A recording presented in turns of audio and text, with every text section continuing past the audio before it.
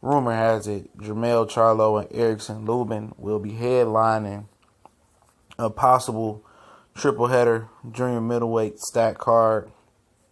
Look like potentially the way they got it lined up. I'll leave the article link in the description. It looks like Jarrett Swift Hurd or Usher Trout will somehow be the opening bout on this, and Terrell Goucher and Erislandy Lara will be the co-main event, and Jermell Charlo, the WBC champion junior middleweight twin, taking on 21-year-old Erickson Lubin.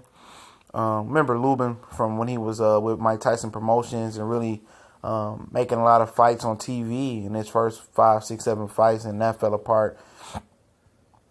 And then he made a connection with Al Heyman, and he getting a shot at 21 years old. I don't think he'd be the youngest junior middleweight champion in the world at 21, but it's a good leap for him.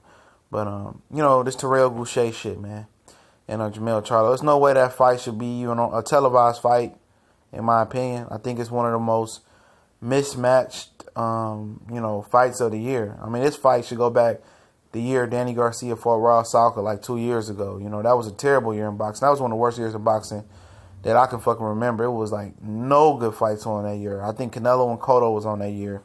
But, I don't know why. I just don't understand why. Why is they still pushing Lara? Like, why? Nobody wants to see Erislandy Lara fight, period. Unless it's versus Andrade, Charlo moving up or whatever. Sounds like Demetrius Andrade is ready to fight him, but he's not ready to fight Andrade right now, or he's not ready to step it up. This dude's been in this weight class his whole career, and we just tired of seeing Lara, man. He's boring as fuck. The best case scenario is somehow Terrell Goucher, upsets this guy, man.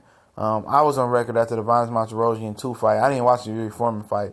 I just didn't want to watch him fight again, man. It's just one of the most boringest, mundane, whatever you want to call it, styles. Unless he's going to fight somebody that's going to make him, you cut the ring off and make him fight and make him move his hands. But, I'm just not a fan. I just outgrown Erislandy Lara.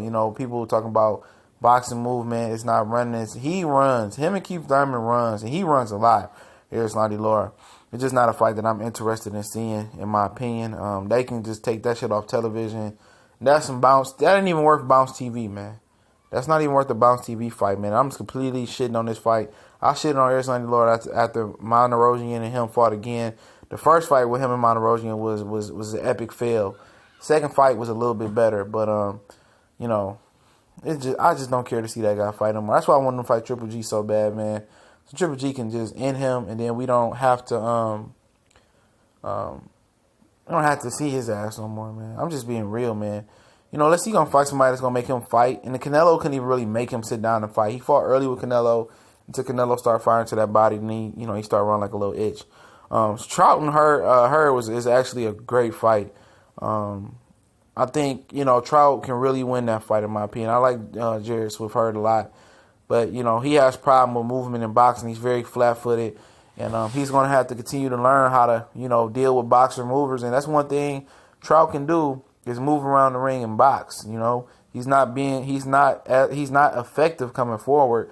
We've seen that in the Lara fight, but he's very effective boxing and moving in circles and moving around in the ring, and he can he can give some Hurd some real issues. Trout has never been knocked out, and that'll be an accomplishment that Hurd is going to probably have to have. I think Trout is going to outbox him a lot in this fight. And I think Hurd is going to have to come back with another Captain Comeback knockout if he fought like he fought when he fought, that's a lot of faults, when he fought Tony Harrison. But if he's going to extend and continue to get better, this fight is going to tell us he's working on his deficiencies with his feet and not just relying on his size and his power versus Trout. Trout seems like, he got plenty left, and I think he's going to be the best Austin Trout. I think this has the makings for upset of the year, in my opinion. But you look at Erickson Lubin versus Charlo. I'm just in that class of people that just thinks this is too early for Lubin, especially the Dalton test that pulls up on him in this one. Well, he pulling up to the test, and Charlo's one of those guys that people complain about. Him and his brother, especially when they're both at 154, squeezing down and draining themselves to make the weight, and then rehydrating and being too big. Lubin is a strong kid, but he ain't got that grown man strength. And I'm not saying Jermell Charlo has all that grown man strength for 27, but his bone density is definitely bigger. It's definitely denser than Lubin. And Charlo is definitely a more polished fighter at this point. Erickson Lubin hasn't even went 8 rounds yet. I understand that people fear the things that we don't know, the unknown. And Erickson Lubin is just going to have to show us that he's the real deal. He beats Charlo. You can't tell him shit, man. You couldn't even tell me shit about him. He beats this guy, and I think this is definitely a classic win for him.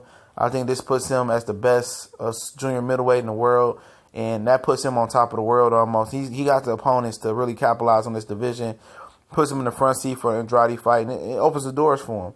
But it's a tough task, but I know he figures in his handler figures if he loses, then he can just say it's too soon, like with Canelo and Floyd.